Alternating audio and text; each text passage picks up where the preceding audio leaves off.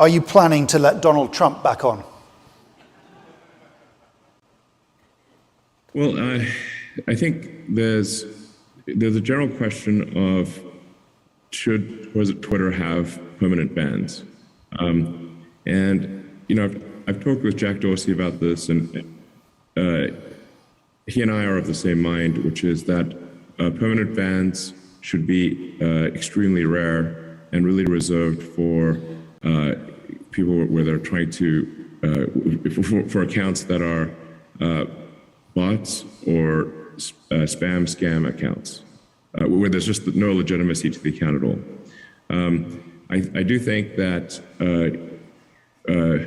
it was not correct to ban Donald Trump. I think that was a mistake because it alienated a large part of the country and did not ultimately result in Donald Trump not having a voice. He is now going to be on Truth Social, as will a large part of the right in the United States, and so I think this could end up being, frankly, worse than having a single forum where everyone can debate.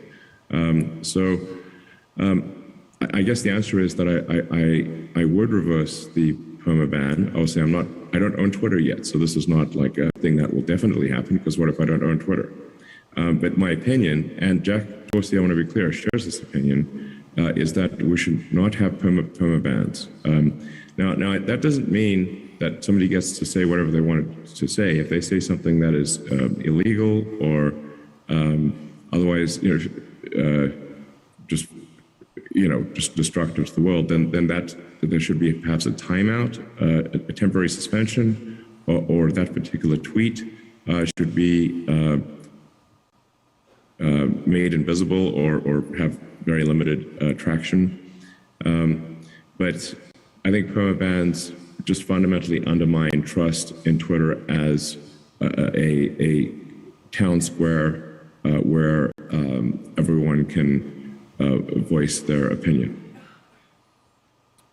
It was I think it was a morally bad decision, to be clear, and foolish in the extreme. Even after he egged on the crowd who went to the US Capitol, some of them carrying nooses, you still think it was a mistake to remove him? I think if there are tweets that are wrong, they should, and bad, those should be either deleted or made invisible. And a suspension, a temporary suspension is appropriate, but not a permanent ban. So if the deal completes, he might potentially come back on, but with the understanding that if he does something similar again, he'll be back in the sin bin. He has publicly stated that he will not be coming back to Twitter, and that he will only be on Truth Social. And this is the point that I'm trying to make, which is perhaps not getting across, is that banning Trump from Twitter didn't end Trump's voice. It will amplify it among the right.